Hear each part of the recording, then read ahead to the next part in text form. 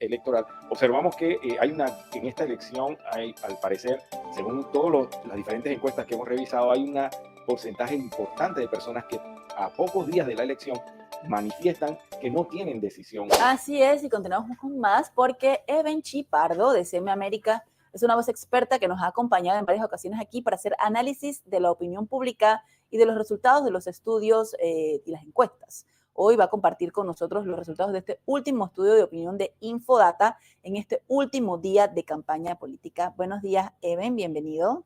Buenos días, gracias por participar. Sabes que quería tener un diálogo acá contigo. Vamos a ver, obviamente, la encuesta que nos trae a colación, pero es importante que la ciudadanía sepa, y creo que es un tema que saben mejor los políticos que nosotros, que estas últimas mediciones son como cruciales, son como importantes, porque de alguna manera van a medir lo más cercano al día domingo, y ahí es donde empiezan un poco las sorpresas electorales y demás. Me gustaría saber, en el pasado, tú eres una persona que sabe de estos temas, ¿cómo se han comportado las encuestas ante las realidades políticas de una población, por ejemplo, en este caso, que aparentemente hay un porcentaje muy alto de indecisos que pueden tomar decisiones hacia un lado y al otro? ¿Tú crees que se viene, a medida que se acerca el domingo, la gente como que empieza a ir tomando sus decisiones en la mente para llegar allá?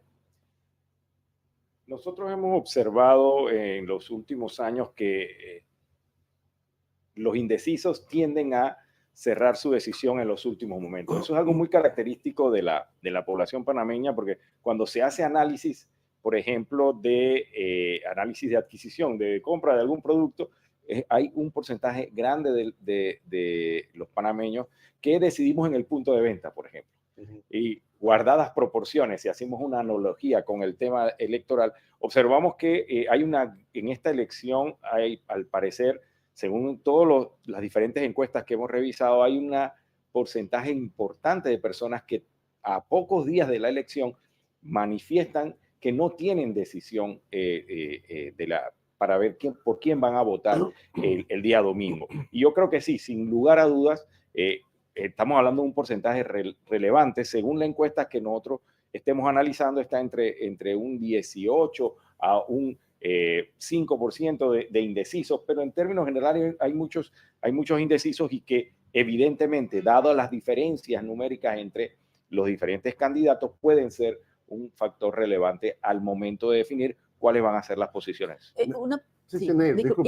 ¿Cuál cree que es el factor determinante o que es decisivo para precisamente estos indecisos al momento de decir frente a la papeleta el 5 de mayo voy a votar por esta persona, o antes también? Mira, interesante cuando uno analiza estas encuestas, también hace focus group, por ejemplo, o sea, grupos de enfoques para entender un poquito más la posición. Creo que si nosotros hemos realizado algunos focus group desde finales del año pasado, y observamos que según el perfil de la persona a la que uno entreviste, o sea, si es joven, si es una persona con empleo o en situación de desempleo, según la condición educativa, vemos que un denominador común es que el ciudadano está agotado del tema electoral, de la cantidad de información que ha recibido por parte de las diferentes campañas políticas, y que en algunos casos coinciden las propuestas, en otras son contradictorias. Hay mucha información, además de desinformación, en esta campaña, que ha hecho que muchos ciudadanos mantengan una duda sobre cuál va a ser su voto final. ¿Cómo has visto el papel del Tribunal Electoral en precisamente la regulación de la información o la desinformación? Es prácticamente tratar de parar con el cuerpo una ola, ¿no? Y vivir en la era de las redes sociales para estas organizaciones electorales es muy difícil. Creo que coincido con esa posición, ¿no? O sea, en este momento en que las redes sociales son los que mandan en cuanto a es el medio principal de información de las personas, es el medio que en diversas encuestas manifiestan. ¿Dónde usted se informa? En las redes sociales. ¿Dónde comparte información? En redes sociales. Entonces, en este momento hay una autonomía, la información tiene una autonomía que muchas veces sobrepasa la institucionalidad de cómo debe manejarse la información. En el caso, por ejemplo, de encuestas que nos convoca en la mañana de hoy, sabemos que hay todo un procedimiento para que las diferentes empresas que quieran hacer encuestas que al final van a ser publicadas por medios oficiales, tienen que cumplir todo un procedimiento que no lo cumplen aquellos que hacen sondeos por redes sociales, por ejemplo, y que obviamente no tienen la misma rigurosidad técnica que una encuesta, que define una muestra y demás. Y ustedes, mejor que yo, pueden dar fe de que muchas veces este tipo de análisis son los que determinan la narrativa de la discusión electoral, en el sentido de que, ¿no? Exacto. Entonces, en los grupos, todos participamos en grupos de la familia, de amigos, de empleo, y allí constantemente vemos información y eso genera esa cantidad de información en los focus group. Las personas nos han comentado que genera una abrumadora cantidad de información que dificulta a la hora de hacer una decisión electoral. Sí, mira, yo ayer le comentaba a Neil esta mañana y tú me decías también que te había pasado algo parecido, me imagino que a ti también. Yo ayer tuve que ir a varios lugares donde tuve que obviamente interactuar con personas y el común denominador era la indecisión. ¿Por quién voto? Alguien que me decía que su papá iba a votar por X, pero ella iba a votar por Y, pero no estaba decidida, que qué opinaba yo o qué opinaba, o cómo pensaba acerca de la evaluación de los candidatos. Es como algo que es una constante, no he sentido más en esta campaña que en otras. Eso es algo interesante que también ha sido revelado en los análisis que se han hecho, y es que las personas antes tenían la tendencia a decir, el voto es mío, secreto, y no lo comparto, y ya tengo una decisión, aunque no la diga. Sin embargo, observamos que en esta elección las personas están genuinamente consultándole al amigo, discutiendo en familia, porque eso, digamos, les ayuda a ellos a decidir. Y eso explica también el hecho de que hay una cantidad importante de personas que todavía hoy, a pocos días de la elección, están por definir su voto. Así es. Vamos a entrar en materia de presentar los resultados de la última encuesta. Hoy, último día de la campaña electoral, tenemos los resultados de las últimas encuestas. Vamos a tenerlos en pantalla, donde se mantiene, al igual que las últimas semanas, el candidato de los partidos Realizando Metas y Alianzas, José Raúl Mulino, en primer lugar, con un 27% de las preferencias, seguido de Rómulo Rux con 25%. Luego, en tercer lugar, se encuentra Ricardo Lombana con 15%, y en cuarto lugar, Martín Torrijos con 12% y Gaby Carrizo con 11%. ¿Cuáles han sido las variaciones de estos últimos sondeos? Mira, si uno observa las encuestas, incluyendo esta de Infodata o las otras que han sido publicadas, como la de Marketing Group, la de el IPEC, de Doxa, hoy debe salir la de la prensa, que es realizada por Mercaplan, que son 4 empresas que conocemos que están registradas. Todos tienen un mismo patrón similar, en el cual creo que el denominador común es el hecho de que el candidato Mulino es el que lidera la intención de voto. Seguido, en la mayoría de las encuestas colocan a el señor Rómulo Rux, el señor Lombana y el señor Martín Torrijos. En otras, en la encuesta de Doxa, creo que sí cambia el segundo lugar, que el señor Lombana, luego el señor Torrijos y el señor Rux. Sin embargo, lo que uno observa a lo largo de este mes de abril, que han salido varias encuestas de estas 4 empresas encuestadoras, es que la tendencia es que hay un líder de intención de voto como el señor Mulino en torno al 20, 26, 28, según la encuesta que uno analice. Luego le sigue, según la encuesta que uno analice, el señor Rux, como en esta encuesta de Infodata 360. Luego viene el señor Lombana y el señor Martín Torrijos. Lo relevante aquí es que en el segundo lugar ha habido, a lo largo de este mes de abril, estos 3 candidatos que en este orden se diferencian por poco más del margen de error. en las últimas semanas se ha venido diferenciando un poquito, se ha ido abriendo un poquito la opinión de la intención de voto.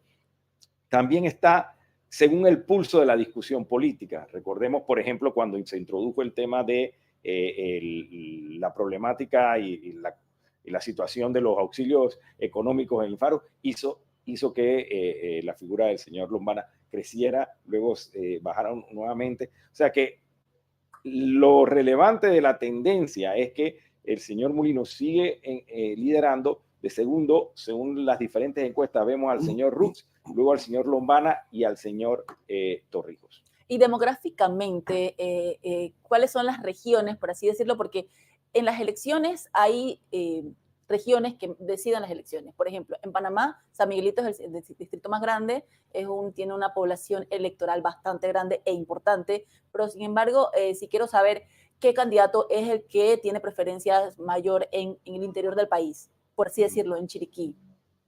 Mire, según la encuesta, a lo largo del país, el señor Mulino es el líder en la intención de voto en las diferentes regiones urbanas, entiéndase, donde hay mayor peso urbano como Colón, Panamá, Panamá Oeste, el área de Chiriquí.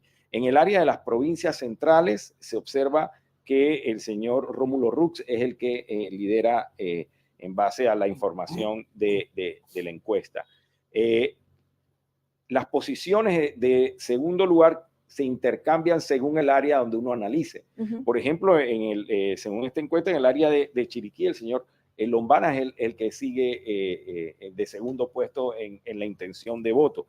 Lo mismo ocurre en el área de Colón. En el área de Panamá Oeste es el señor Rux. En el área de Panamá hay casi que un triple empate en la ciudad. Porque observamos que ese es un criterio, el criterio demográfico. El otro es el criterio etario, por edad. ¿Cómo estamos ahí? Ahí observamos que en menores de, digamos, de menores de 24 años, que eso es su primera elección, allí el señor Lombana tiene un crecimiento importante en la intención de votos. Cuando pasamos a la edad quiero ser preciso para que no haya confusión, en la edad entre 26 y 35 años, sigue liderando el señor Mulino. De segundo lugar ahí pasa a ser el señor Rómulo Rux. En el grupo etario del 36 a 65 años, sigue liderando el señor Mulino. De segundo el señor Rux, se acerca allí el señor Torrijos. Entonces, como pueden ver, cambia la situación según los niveles de edad de la población. A nivel regional también hay diferencias. Repito, las áreas urbanas tienen una tendencia a seguir más, a manifestar mayor intención de votos hacia Mulino, y de segundo a señor Lombana, y en el área del resto del interior es el señor Mulino y el señor Rux los que lideran la intención de voto. Entonces, eso es relevante porque no, a diferencia de lo que se podía ver en las primeras encuestas, ya a nivel etario y a nivel geográfico se comienza a generar cierta diferencia. La gente joven tiene un alto porcentaje del voto. ¿Tú piensas, he visto las encuestas y aparentemente hay una buena disputa en el segundo lugar que podía provocar una sorpresa de que de estos tres pues salga el presidente de la República y no sea tanto Mulino, porque eso ha pasado en otras elecciones? ¿Piensas tú que en esta elección puede ser interesante lo que pueda decidir el voto juvenil frente a los candidatos que están en ese segundo lugar, como esperando que haya esas decisiones como para poder remontar al señor Mulino? Es muy importante el hecho de que casi el 50% de los convocados a la elección tienen menos de 40 años. O sea, y hay un porcentaje relevante, casi un 18% de personas que van a ser primer votante. O sea que evidentemente como grupo de edad, como grupo etario, es un grupo voluminoso en volumen. Su participación es clave. Recuerdo, nosotros participamos en un estudio hace ya a finales del año sobre la participación de jóvenes, de primer votante y segundo votante en la elección, y manifestaban cierto nivel de cansancio y desesperanza, ¿no? Y creo que lo relevante es que puedan comprender o asimilar el hecho de que su voto es relevante para el devenir del país y puede su participación en el proceso electoral ayudar a definir cómo resolver los principales problemas que a ellos les aquejan. La consulta que siempre hacemos es, ¿irán a votar? Es necesario que, si desean cambiar su futuro y que se atiendan sus problemas, su participación es relevante, porque su voto es el que va a definir quién va a liderar la próxima administración, que va a ser la persona obligada a atender esos problemas. Entonces, creo que la enajenación de los jóvenes no es algo que positivo, al contrario, deben votar, y evidentemente estamos observando que como perfil de votante tienen intereses muy particulares, son los que mayormente identifican el problema, por ejemplo, del desempleo como el principal problema que los atañe.